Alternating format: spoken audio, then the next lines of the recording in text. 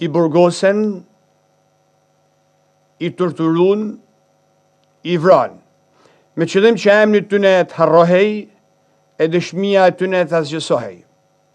Meshtari ishte figura ma e urryme e atij sistemit. Në gjitha propagandat e ndryshme, ai dënohej, shfaqej si armik dhe mbite hidhej balë të pafund. Vetëm me një qëllim, që breznitë e reja ta urrenin dhe në këtë tokë mos ekzistonte më figura e tij. Me 29 qershor të vitit 2000 në katedralen e Shënështjeftit në Shkodër, e tejmushun prej besimtarëve katolik të marrë Shqipënisë, 5 djemë të ri nuk u largun nga Shqipëria. Nuk zgjodhen që t'iknin, por të qëndronin dhe të imitonin ata që deshin t'i vrisnin. Ata që ishin frymëzimi më i madh për to. Në këtë ditë, në vitin 2000, në jubileun e madh, 5 djemë shqiptar do të shuguroheshin meshtar, si për tregu se Krishti fiton gjithmonë, e Kisha Katolike i ka rrajt e saja në shkam. Njani prej tyne në këtë ditë udhëheq kishën në vendin tonë. Është fryti i parë i asaj breznie që në Shqipëni vendosen t'ia kushtonin jetën e Zotit dhe shërbimit të popullit. Im Zot Simon Kulli, mirëmbrëma. Mirëmbrëma, do Mark. Është kënaqësi e veçantë në këtë vigjilje të 25 vjetorit tanë meshtarak, kemi këtë bisedë për ne, për gjithë besimtarët tonë që kërkojnë të njohin e të dinë mi gjitha rrugtimin tuaj personal si një prej meshtarëve të parë që u shuguruan këtë tokë dhe si i peshqvi parë i dalën prej seminarit nërdiocezan shqiptar. Ju, im Zot Simoni, u rrit në një sistem diktatorial, ku siç e thash edhe më përpara, në për filma e ndoshta në propagandën e kohës, hidhej balt me figurën e meshtarit. Cili ishte kontakti juaj me meshtarët e vjetër, cili ishte impakti juaj në këtë kontakt me krishterimin e jetuar në një zonë tradicionale katolike siç është zona e Zadrimës. Faleminderit do Mark për këtë intervistë.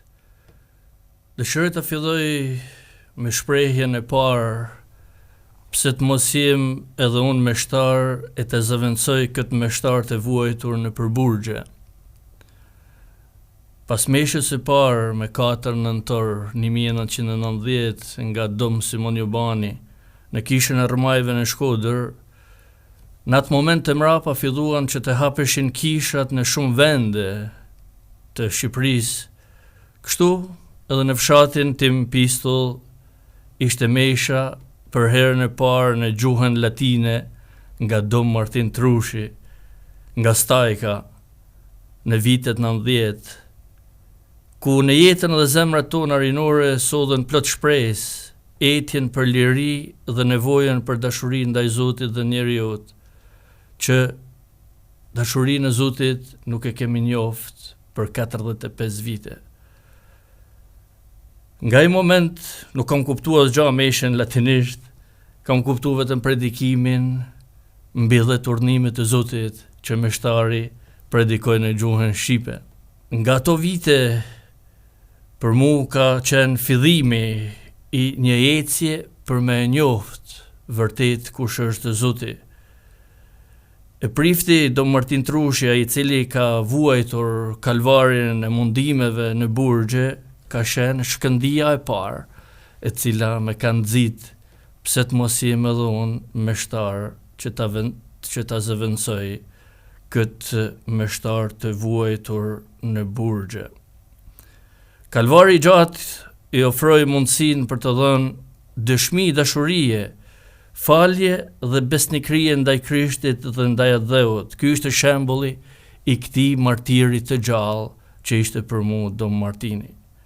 Prandaj ai gjak nuk mund të humbiste ose të përpihej nga zemra e tokës, por qëndronte i nxehtë për të ngrohë dhe për të nxitur akoma shumë zemra të tjera, ndonse të vuajtura dhe të raskapitura, të sapo dala nga katakombet, arritën fal nxitjes së shpirtit shenjtë me zell apostolik, të ngrihen për ta shpall kudo lajmin e mirë.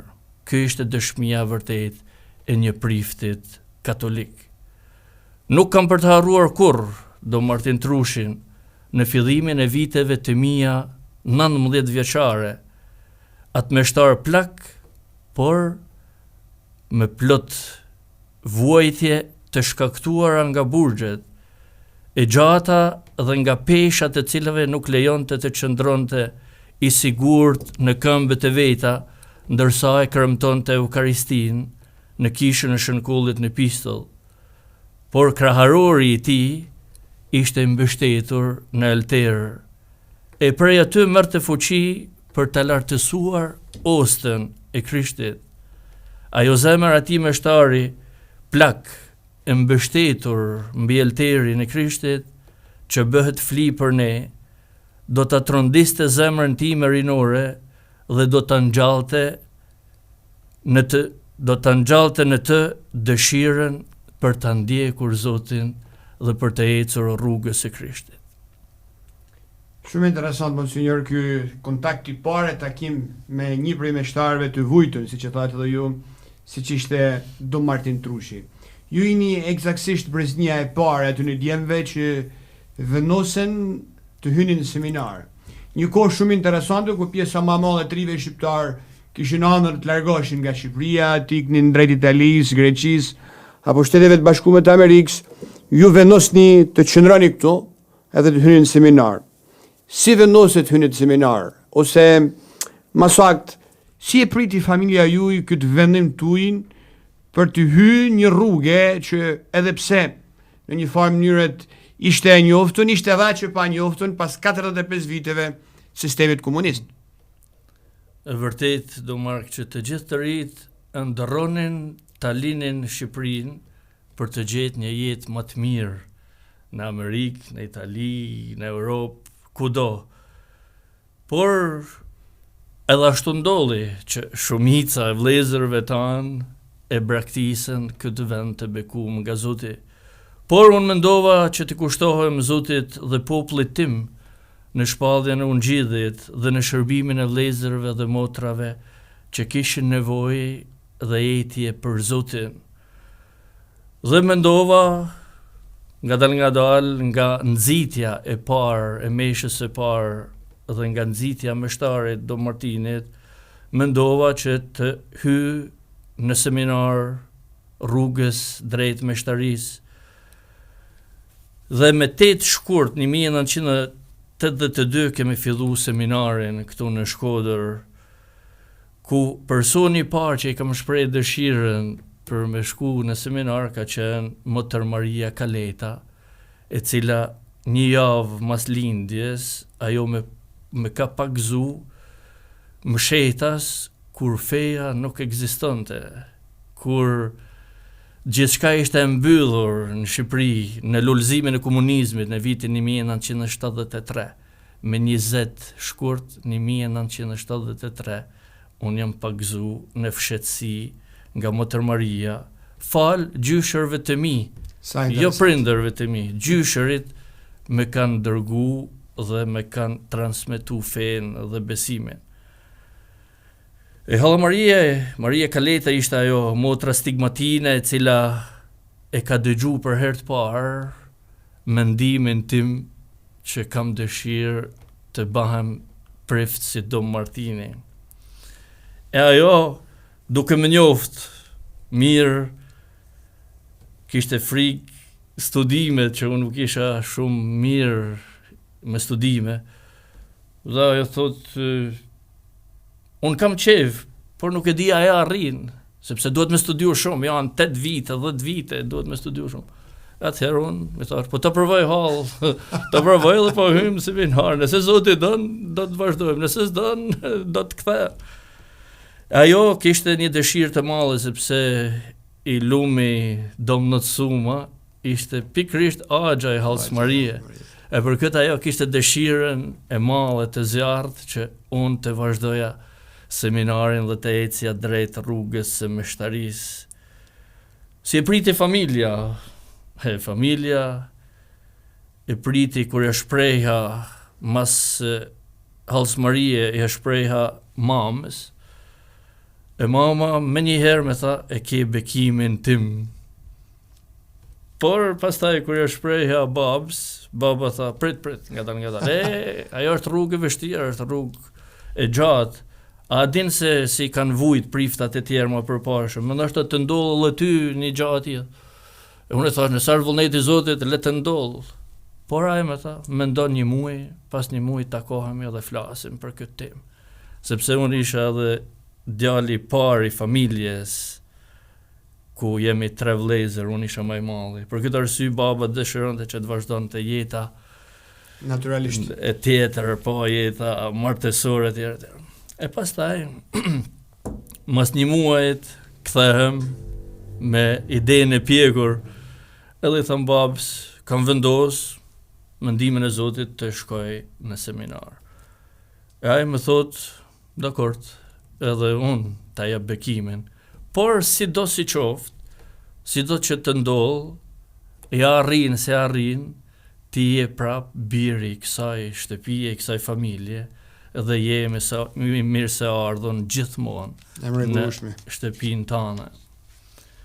Kështu që edhe bekimi i babës arriti dhe vazhdoi pastaj kjo ecja bukur e viteve në seminar, ku Zoti më ndihmoi dhe më shoqëroi në rrugën e diçka shumë e bukur, monsinjor, teksa bashkëndonja e vetëm iniciativën tane, por në një farë mënyrë edhe atë mbështetjen e lirinë e prindve, që është një ndërthurje e domosdoshme, por edhe shumë e bukur e formës së edukimit, mbështetjes familjare, por edhe pranimit të thirrjes që vjen prej Zotit.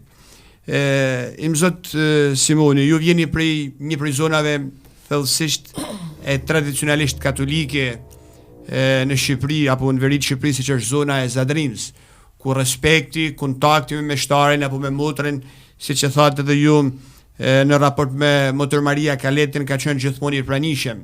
Tu i kanë që ju jeni edhe një prej breznisë së parë, breznia e parë e meshtarëve. A mund të ndani disa kujtime, disa përvoja tuaja personale me disa prej meshtarëve të atyre që i mbijetun stohisë komuniste, si ishin pranishëm këto meshtarë në rrugtimin tuaj gjatë studimeve filozofike, teologjike, dhe sa ishin mbështetje këto njerëz për ty? Po, fatmirësisht kam pas fatin të njoh meshtar dhe motra. Kam pas fatin të takoj të gjithë meshtarët e vjetër, që për mu ishin martirë të gjallë të kishës tonë katolike. Kardinali parë shqiptar Mikel Kuliçi ka qenë ai i pari që edhe e kam kontaktu kur isha në seminar. Po thuaj se çdo javë shkoja tek shtëpia e tij, me i kërku rozare, me i kërku lutje, me i kërku diçka që të më ndihmonte në rrugën e meshtarisë. Ai në thjeshtësinë e tij thoshte, shko te rafti, hap raftin, merr orat, merr librin, merr këtë. Thjeshtësia e një ati të vërtet, ky ka qenë Mikel Kuliçi, kardinali jon. Kardinali tanishëm, Dom Ernest Roshanin, që shkoja çdo vit me beku shtëpijat në Pistull, në Paçeram, në Katon. E shoqëroja çdo ditë në për çdo familje, që shprehte edhe ai një gatishmëri të mrekullueshme ndaj vëllezërve dhe motrave, me gjitha shërbimet që kisha i dhuron njerëzve. Dom Martin Trushin, që thash pak më përpara, Dom Simon Jobanin, Dom Zev Simonin, Dom Luigi Kqiren, Dom Nikol Mazrekun, pastaj etrit jezuit, atë Gardini, atë Gjergj Vata, atë Focer, që çdo natë pothuajse takoheshimi në kohën e lirë me dëgju historitë e vuajtjeve të tyre, por ato nuk tregonin vetëm histori vujtjesh, tregonin edhe ngjarje të vërteta të shpalljes së ungjillit, edhe në burgjet, edhe në vendet ku ato kanë vujt, ato kanë shpall Krishtin, kanë shpall ungjillin.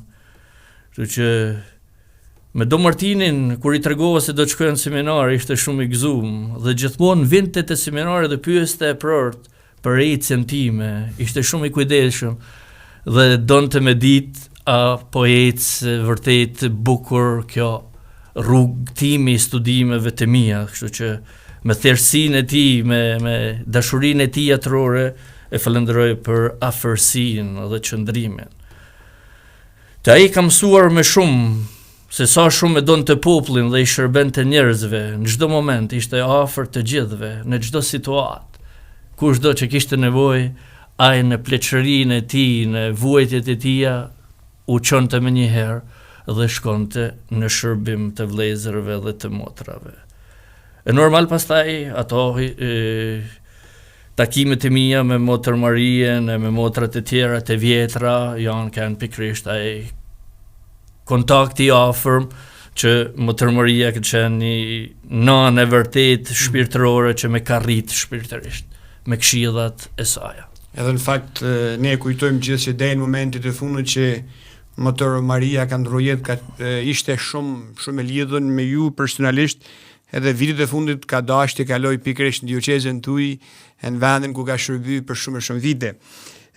Koha kalon shumë shpejt, monsinjor, dhe duket se 25 vite fluturojnë. Sonte jemi në vigjiljen e 25 vjetorit të shugurimit tuaj meshtarak. Do të vinte kurioz t'ju pyesja. Ishit në grupin e parë të meshtarëve, bashkë me Dom Marian Gegen, Dom Nikolin Tomen, atë Sokol Pepushajn e Dom Marian Lumqin. Cila ishte ndjesia juaj personale atë ditë përpara fillimit të asaj meshe që dukej se mezi sprite nga gjithë besimtarët. Edhe një herë katedralja e Shkodrës, që dikur ishte pallat sportit, përjetonte një shugurim. Çfarë ndjesie, cilat ishin emocionet, cilat ishte përvoja e juaj përpara asaj meshe dhe gjatë asaj meshe? Ju them të vërtetën nga zemra që në vigjiljen e shugurimit meshtarak, zemra ishte shumë e gëzueshme. E kujtoj si një ditë të veçantë të jetës time me shumë emocione, sepse viti jubilar 29 qershori viti 2000 për kishën tonë edhe për ne personalisht si të ri, breznia e parë e meshtarëve të ri të formum në Shqipëri, në vendin e martirëve, në vendin e lagun me gjakun e martirëve, toka jonë. Ishte një emocion i pam, sepse ishte hera parë që shumë persona aty po shihnin mas 45 viteve, 5 djemë të ri, të ullur për tokë gjatë shugurimit e tij që s'kishin pas një herë, që asun nuk isha pas një herë shugurim të një priftit katolik, si është shugurimi i priftit katolik.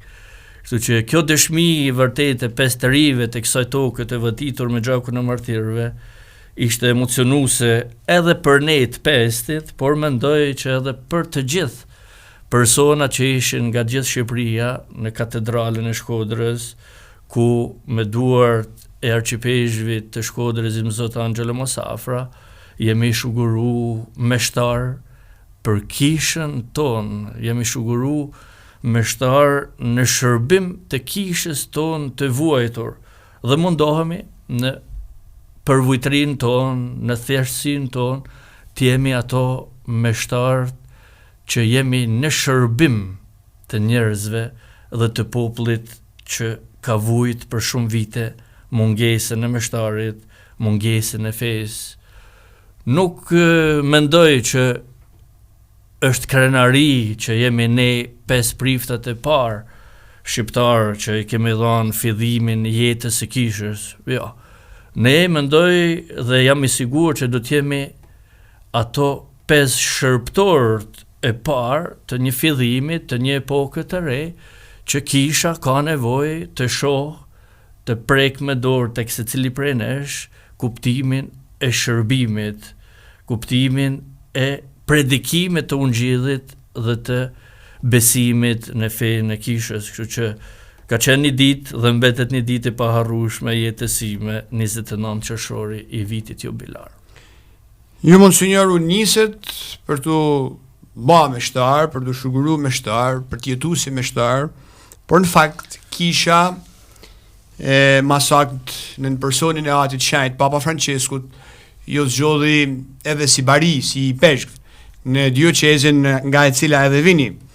Ju në fakt do të theksu si jeni meshtari parë mas komunizmit, i dalun nga seminari nër dioqezan, pra nga zemra e kishës në Shqipëri, që shuguroheni meshtar. Si e prit emrimin tuaj si peshk nga Papa Francesco dhe në një farë mënyrë si e përjetoni çdo ditë të kanonit tuaj bari në zonën e dioqezës së Saps?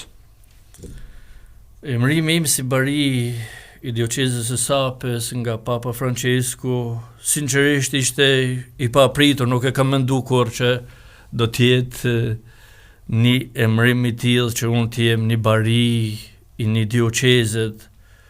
Kur para 8 viteve më thirri nunci apostolik dhe më komunikoi këtë shërbim të ri në kishën dioqezane. Në padensin time pranova këtë shërbim që të vazhdoj me gzim që ta shpall Krishtin dhe ungjillin në kishën tonë dhe në veçanti në gjithë dioqezën e Sapës. Shërbimi bariut realizohet fal bashkëpunimit të meshtarëve dhe rregulltarëve dhe motrave dhe popullit të Zotit. Vetëm në këtë mënyrë ka një ecje të mrekullueshme në grigjën e Zotit, kur bariu është zbashkut i lidhur ngushtë dhe që dëgjon erën e deleve të tia, sikur se thoshte edhe Papa Francesco, kështu që mundohem çdo ditë të jem një shërbëtor në kishën e Zotit, në dioqezën e Sapës, që të dhuroj ato dhurata që Zoti më ka dhuru. Im Zot Simoni, ju, si që thashtë të ma përpari, një bari në një dioqezë që duket e vogël, për në fakt është një dioqezë shumë e shtrirë, shumë e madhe, që nisin nga Zadrima, përfundon në malet e Tropojësit, Kukësit, duke përfshi brenda saj malsin e Puks dhe njësër zona shtetjera.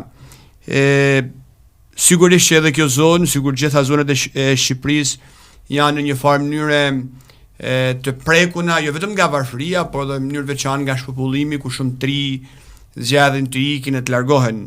Në fund do i kanë që ju si i ri vendost për menaj në Shqipni, për menaj në ryshe në Shqipni, për menaj mi shërby këti vend, do dosha për jush, cili është mesazhi për të rritë e dioqezës tuaj, për këto të rritë që ndoshta mendojnë për ti nga Shqipëria, cili është mesazhi juaj si bari, në fund edhe për gjithë të rritë që na ndjekën dhe dëshirojnë të dinë diçka e të njëjtin diçka për i bariut të tyre. Është vërtet që dioqeza Sapës dhe mi të gjitha pjesa Zadrimës është njohur për thirrje meshtarake dhe rregulltare, që falenderoj Zotin që kjo pjesë e Zadrimës, mund të them, është akoma që ka në zemër kuptimin e vërtet të thirrjes me u përgjigj Zotit në jetën meshtarake dhe rregulltare. Mesazhi im si bari i dioqezës së Sapës për të rinjt dhe për familjet tona shqiptare është që të mos e braktisin vendin e tyre, sepse është vendi që e ka beku vetë Zoti. Këtu është Amerika, këtu është Europa, këtu është gjithçka që duhet të lullëzohet çdo ditë në vendin tonë. Ashtu sikur se thoshte edhe Papa Francesco në vizitën e tij në Shqipëri në vitin 2014, që Shqiponia fluturon lart, por kthehet prapë në vendin e tyre. Kështu që edhe të rinjt, vëllezërit tonë, motrat tona, kanë ik larg, e unë shpresoj që një ditë do të kthehen në folen e tyre, aty ku kanë lind dhe kanë rrit shtatin e tyre, që të jetojnë si bijt e kësaj toke, si bijt e vërtet të Shqipërisë nanë. Monsinjor Simoni, ju falenderoj përzemërsisht që në këtë ditë, mes vigjiljes së përkujtimit të 25 vjetorit të shugurimit meshtarak, të impenjimeve jo të vogla baritore, të misionit veror që ju pret në sa gjetët kohë për të bashkëna me ne dhe me mitë që në njekin pak nga përvoja juj, pak nga meshtaria juj dhe në fundit nga jeta juj meshtarake. Ju falenderoj përzemërsisht. Faleminderit do Mark, me 3 korrik të vitit 2000 ka qenë mesha parë e imja në pistull dhe në fund të meshës, me kujtohet si sot, ju kam kërku të gjithë miqve të mi, të gjithë njerëzve që ishin mesh, që kam nevoj që të luteni për mu. E rinovoj prap masi 25 viteve për të gjithë të rritë, për të gjithë ata që në ndjekin. Kam nevoj prap për lutjet tuja, luteni për mu e për misionin tim që kisha ma ka ngarku. Faleminderit shumë. Të dashur miq, e kemi për detyrë të kujtojmë dhe të mos harrojmë. Kujtojmë ata që ishin, por edhe ata që janë. Im zot Simon Kulli bashkë me gjithë shokët e tij që me 29 që shohin i vitit 2000 u shugurune me shtar zgjollën të qëndronin në Shqipëri. Ndoshta jo në vendin më të mirë, por dhanë më të mirën e tyne. I falen vendit e kishës krejt rinin duke shërby. Nuk ashtë turp të shërbesh. Ashtë kënaqësi e privilegj, sidomos kur në shërbim gjanë kuptimin e jetës tane. Ju përshëndes përzemërsisht.